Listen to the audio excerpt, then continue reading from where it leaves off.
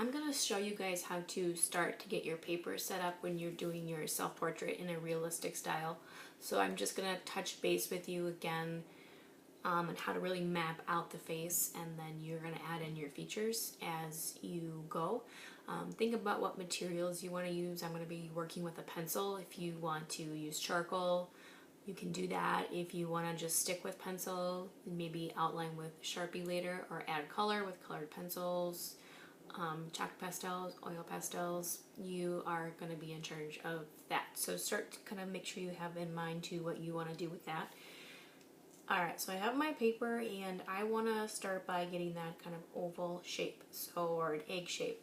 Whatever works best for you. I've seen people take, a circle and then kind of fill out the bottom that way.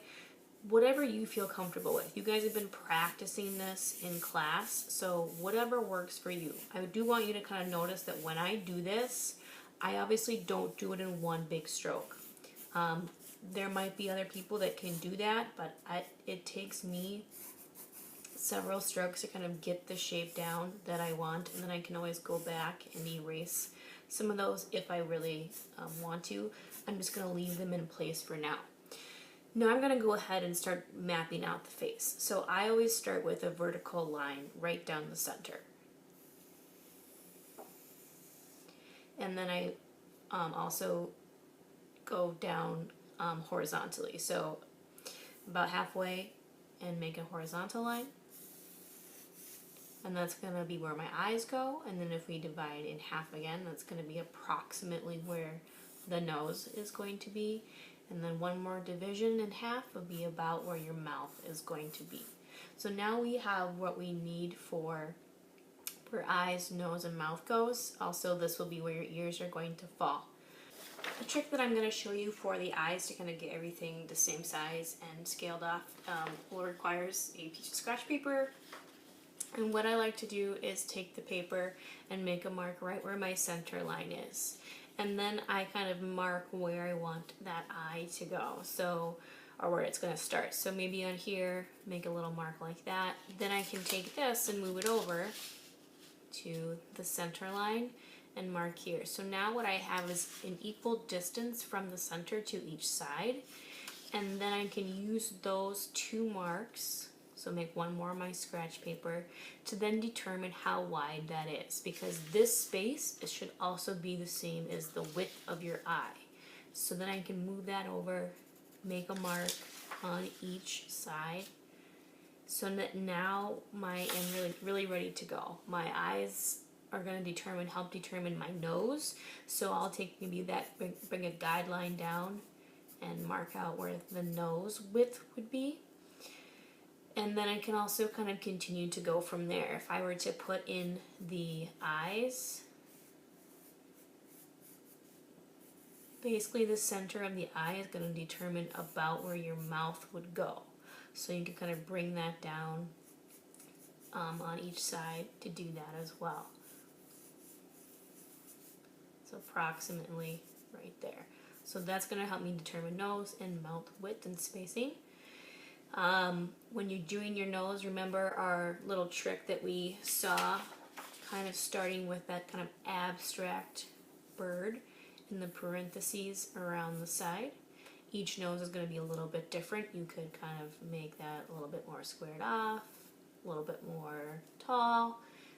Kind of pay attention to the details of your nose and how you might want to translate that to your paper. So you could go ahead and get that kind of stuff put in as soon as you are ready.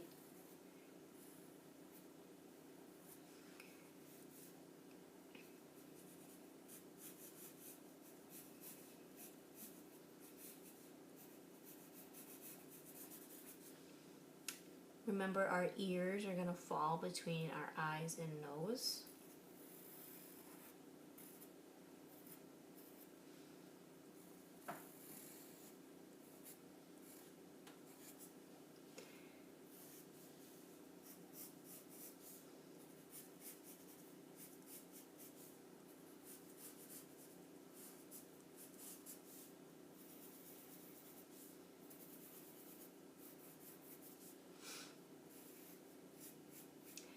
Your lashes curve towards the outside of your head, so they would go in opposite directions on each side. You have less on the bottom, so maybe a few smaller ones or a few far in between. And then when it comes to your hair, remember we talked about your hairline, right? And how it's going to be about halfway between the top of your head. So getting your hairline in there, and then it kind of steps back to the ear. And then if you have shorter hair, remember to show that your head is not just, unless it's shaved, it could be just the shape of that, but typically your hair is going to have some volume, so it's going to come up past the head. Maybe it has some little spikes in it or some curls. Kind of make sure you show like texture. Maybe it kind of falls down past your hairline so you don't actually see all that either. Longer hair, remember we talked about how your hair is going to kind of come up before it falls down, so kind of make sure you, again, showing the volume so we don't just see a scalp and make it look flat. And again, every hairstyle is going to be probably different to the individual, so we can meet one-on-one if we need to talk about your hair, or you can use some of the reference papers that you're going to find at your table.